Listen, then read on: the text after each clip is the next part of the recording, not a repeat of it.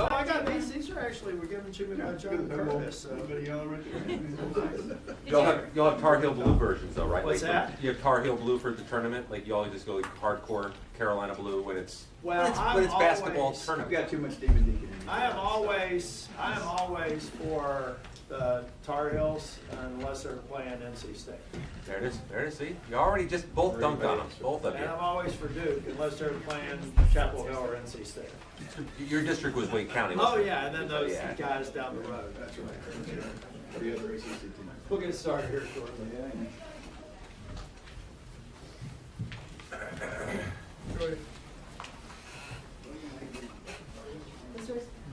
Yeah, just hand me the bag.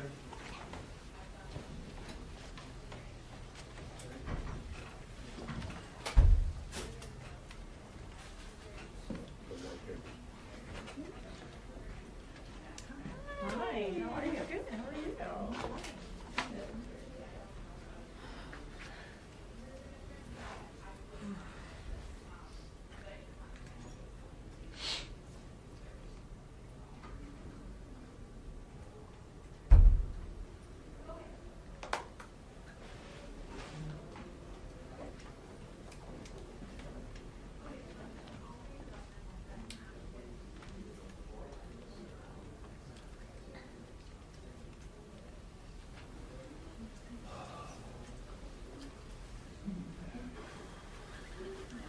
Right.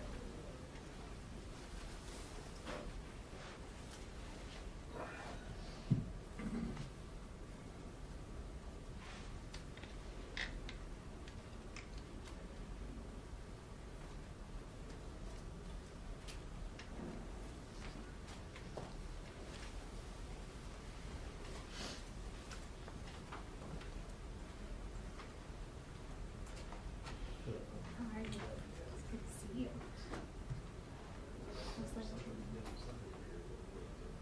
I do appreciate that.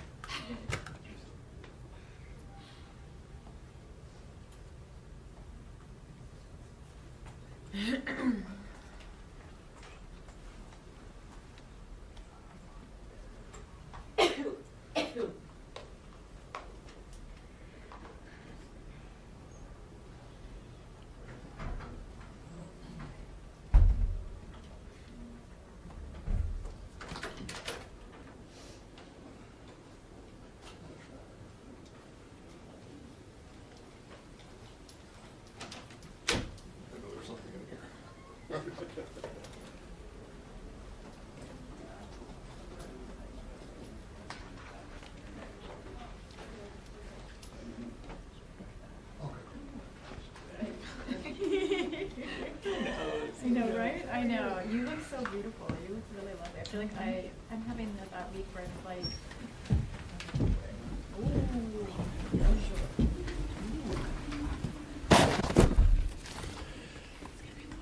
Good afternoon, everybody. I'm joined here with my colleague from North Carolina and my neighbor from the South Carolina, Lindsey Graham. And we're here to talk about something that we think is critically important, that we do not miss the opportunity to deliver on before we leave town. And that is providing disaster relief for not only North Carolina, which bore the brunt of the storm damage in Helene, but storm damage from Milton, storm damage from Debbie, and storm damage from storms that happened years ago. That's what's a part of the more than $100 billion that was in what we thought was the agreed continuing resolution with the disaster. That has fallen apart, and in some cases, I think for good reason. But at the end of the day, the people of North Carolina, the people of South Carolina, Georgia, Alabama, Florida, the list goes on, Tennessee, need relief today. Because everyone needs to understand we're talking about a possible government shutdown here in Washington. Well, there are parts of this country that have been affected by the storm who are effectively shut down. And until we fund them, they have no hope. What I have in front of me right here, my office since the storm.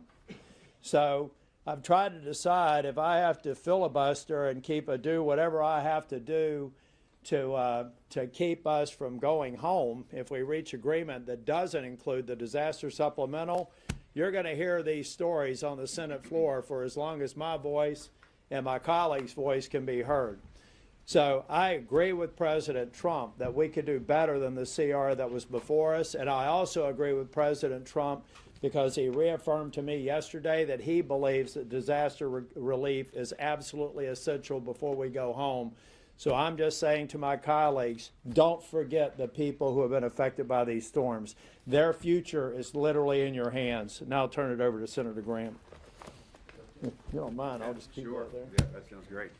Yeah, thank you, Senator Tillis. And I've got an equal stack like this. We've been out there countless times. We've seen the need. Look, there's a tremendous amount that is up in the air right now, and I don't want to get into hypotheticals and different scenarios, but I want to make a couple things clear. The fact that Western North Carolina has had to wait for 83 days is just ridiculous, and it's a disgrace. We've got people freezing in tents. We've got delayed FEMA trailers, but it's time to get beyond these political games. You know, the initial CR, which is now dead, it was a mess. It was a 1,500-page insult to taxpayers. And I just want to make sure that people know for anything to pass, it has to have disaster aid for Western North Carolina to get my support. I appreciate Senator Tillis being in lockstep on this, as well as those who were affected, also from South Carolina and other states. I've had colleagues from both sides of the aisle that have been in disaster states and understand the need, the federal component of this, come to me and say, what North Carolina needs, just let me know, because I'm behind you. So it's not just me, it's not just us up here, it's lots of other colleagues as well. We need this and we need it now. So I talked to Governor McMaster. This thing's taller than I am, which is You want me to get it? yeah, no, that's all right. Bad news is I'm not that tall. So the bottom line is, I just talked to Governor McMaster. This is essential to South Carolina. Helena, Hugo, even adjusted for inflation, is twice what Hugo was. More in deaths, more in money. The last 3 hurricanes we've had in South Carolina, the FEMA request combined are less than this hurricane.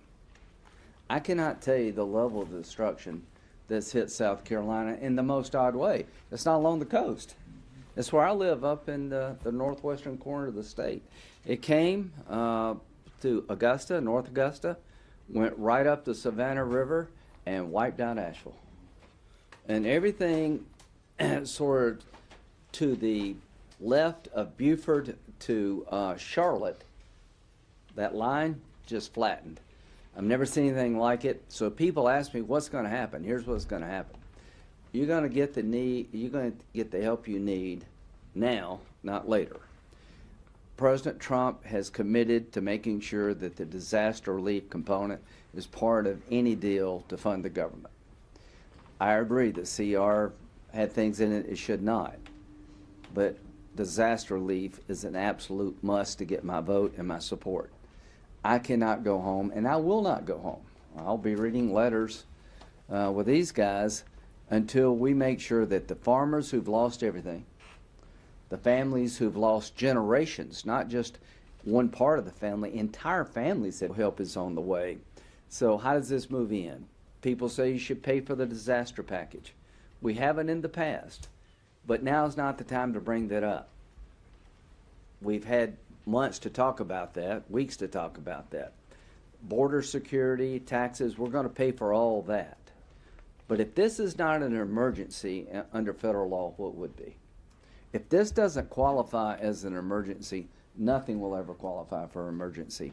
So to my Republican colleagues, we're going to pay for border security, we're going to pay for rebuilding our military, and we're going to try to offset the expense of cutting taxes, and I think they actually pay for themselves. But we're going to get this package out the door as soon as we can.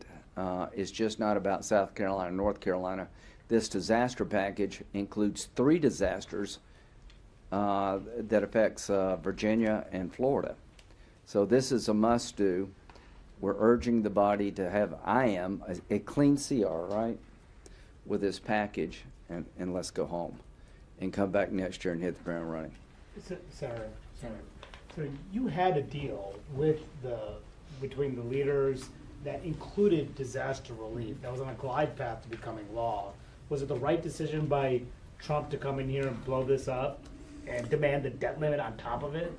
Well, you know, I wonder whether or not Johnson was doing the best he could to get support for it, but I'm not really sure that they made certain assumptions, and when they got further into the details of the bill, they just pulled back. And President Trump's right. If you look at a lot of the things that are in this bill, President Trump and others are right to criticize it. I'm happy with the clean CR and the disaster supplemental.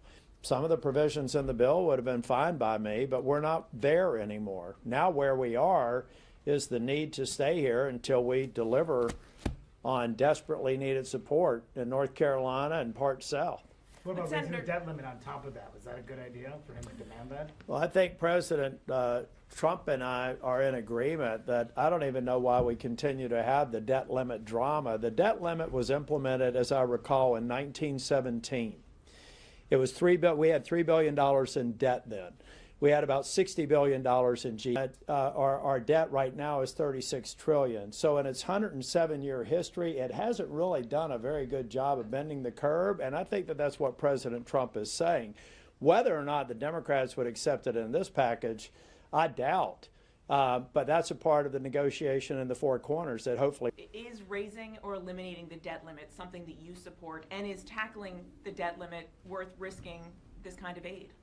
I won't speak for either of my colleagues here, but I'm less interested in that discussion and more interested in how we get disaster recovery done. I've made my point. I'm with President Trump. I do think that the debt limit is this fake sort of a deadline that we've never allowed to lapse. 107 years, we've never defaulted on the debt. The only thing we have done is continue to increase the debt. So I agree with President Trump. At some point, we should probably not make it the fake crisis that it is, which results in increased mandatory spending. But that's separate from the matter at hand. What I'm here to talk about is the need to fund the government, the need to fund disaster recovery, and the need to stay here until we do. But he's saying it's not separate. He's saying for him that's a must-do. President Trump. Yes. Well, yeah, the bottom line is that's a negotiating posture that you go into a room and you have to convince 2 out of 4 people in that room who are Democrats who may have a different view. Well, you got to get 60 votes in the Senate, right? I voted to raise the debt limit. I voted against raising the debt limit. I don't want to default. There are some Republicans who've never voted to raise the debt limit and never will. So that's just a reality. So you have to get Democrats where you lose Republicans. Are they 60 votes in the United States Senate to raise the debt limit as part of this package? I will do that. So you need 59 more. All right. 58. Yes. I want to go to the future for a minute. If the government shuts down, can disaster relief continue with federal workers that are there on the ground right now? That's a great question. I have to take it back for the record. You know, we have essential personnel, but that's a very good point. I'm looking at my staff. Do you just not know or going to check into it? Don't know? Put them on the spot. Can you shift all the cameras back there? I'm just kidding. We'll get back to you. I'm assuming just logically that it would not put things down, but that is something for us to look at. Senator Tillis, Mike Rounds is suggesting maybe bridge disaster relief to take you 3 months or 2 months into next year, and that you could do the rest of the disaster relief as part of the broader negotiations next year. What do you think of that idea? And secondly, what do you think is the minimum amount of disaster relief you need in this package right now? We need disaster relief in the tens of billions of dollars. Ladies and gentlemen, the more than $100 billion that were in the agreement are insufficient for all of the damage of Helene, Milton, Debbie, and other storms. We have to keep in mind agriculture relief, et cetera. So, no, I want now. The problem that I really have with this process is I hope we don't get to a point to where we politicize disaster relief. I have voted for every disaster relief, whether it was in my state or not, since the beginning of my tenure here in the Senate. And we've also never played the game of having an offset. Disaster relief is something that we get to people in their times of need. And there are thousands, tens of thousands of people who are desperate right now. I'm happy to have a discussion about bending the curve. In fact, I'm happy to have that discussion with anybody who's voting for the Social Security bill that's going to raid the trust fund of $200 billion over the next 10 years. Happy to have that discussion about that kind of spending. But when you're in the middle of a crisis, I don't think anybody's going to want to hear somebody come to the floor and talk about the fiscal responsibility of giving these people a home again, or giving them an opportunity to open up a business again and employ people. So no, I don't think 10 billion or 20 billion, and I promise we'll do something more in March, is an acceptable solution. We know what the need is today. It was negotiated in a package, and it needs to be in a package to get my support to get out of here. Senators? What in particular do you want to remove from this package, given all the discussion about how it's too big? No, I think that's a question to ask the House. Look, ball control, and my colleagues can jump in on this. I want to get back to disaster recovery, so I'll give you all a little leeway, but I want to talk about why I'm here today. At the end of the day, it's a four corners discussion that ultimately has to satisfy enough members in the House to send it to us. I don't know if there's any scenario, Lindsey, you've been around here a heck of a lot longer than me. I don't see where there's any scenario where it would be useful for us to pass something to the House and hope that they pass it unless we have pre-conferenced it with them. So right now, those are great questions for the four corners and the members of the House who have to vote for something. And can I just make a political observation? I think we have a one-seat majority. Yeah. I think. It depends on what time of day it is. I doubt if you're going to get all Republicans voting for the bill. So the Speaker and the four corners and everybody else is going to have to get some Democrats to vote for the bill. When it gets over here, you need 60 of us. So the idea that you can write a bill that doesn't have to get some bipartisan support ignores the situation on the ground. We have to have Democrats and Republicans at the 60 level to get anything through the Senate. I am convinced Mike Johnson cannot get every Republican to vote for a package, and he's going to have to some way find Democrats. Here's what I would think that almost all of us agree on. Disaster relief is needed, it's needed now, and that is a unifying point. You guys, back in October, were talking about possibly bringing Congress back into session to vote on disaster relief. I think the former president even called for that. At this point, why don't you just push for a disaster relief bill to get a vote on it by itself? The goal is to get disaster relief in whatever form that comes, and in a significant way for North Carolina. We've seen tens of billions of dollars. The request from the state was north of $53 billion. And remember, the $100 billion in the prior bill, which is stalled, was for multiple states. So whatever form that comes in, I would be supportive of that, assuming it includes North Carolina. Senators? Yeah. Two questions. One, I just want to make sure I'm understanding right. You all are saying you will filibuster a funding bill that does not have disaster relief in it, because I heard that from I was that's what you're speaking saying. for myself, yeah. Okay, but you see you nodding also, Senator Graham. help him. Okay, all right, gotcha. Good. Good South Carolina speaking tradition. The other question is, in the end, there was a deal, at least as far as reporters are concerned, because all four corners did post this bill. Why it is that this fell apart? It was Republicans, President Trump, and Republicans in the House that led to this collapse.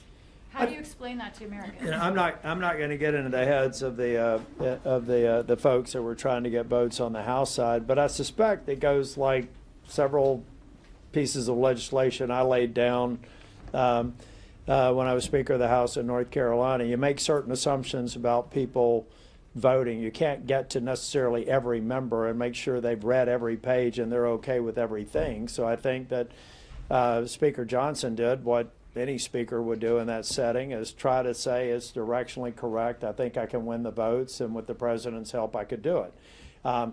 And in this case, we saw some expression of concern with the package, and so that I don't believe that Speaker Johnson had the cover to secure the votes. That's why we are where we are. I mean, it's not like it's lost on me or any of you all that we had other people criticize the deal that had been posted. That's how I think it happened. So I do believe that Speaker Johnson thought he was going to be able to secure support, and that didn't occur for any number of reasons. We'll take one more.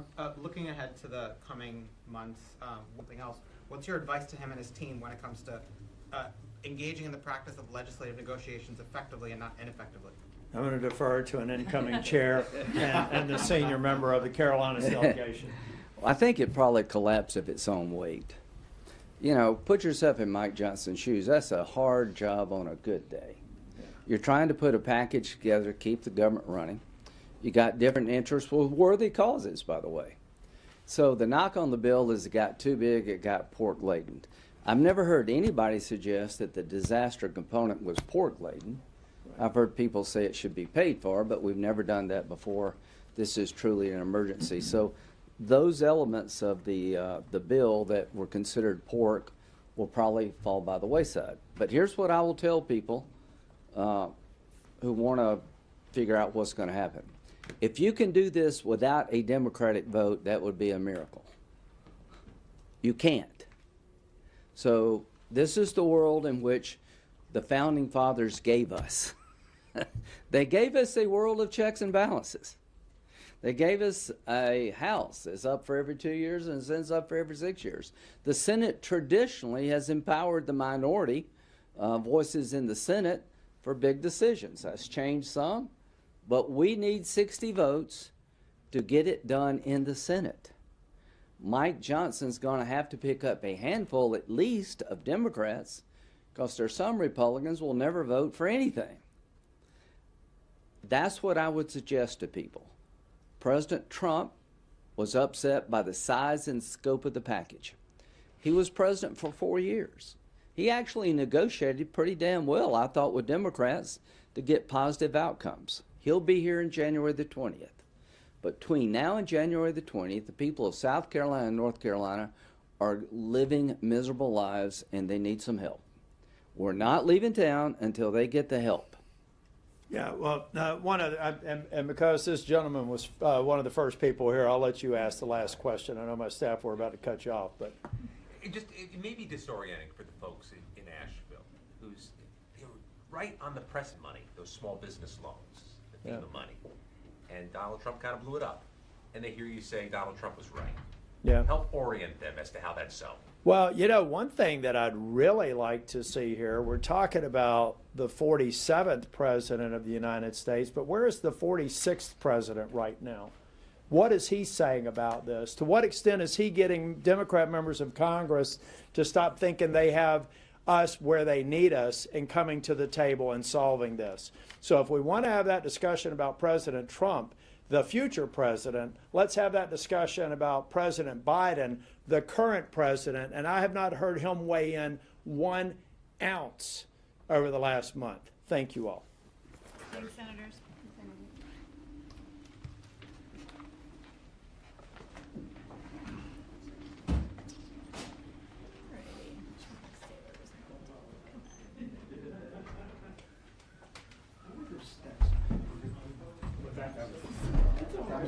No, it wasn't. No, it wasn't the CR. It was complaints from his constituents. Yeah, it was not letters, it was Yeah, letters, things and stories and letters. heard from his constituents. We're going to read it. Yeah.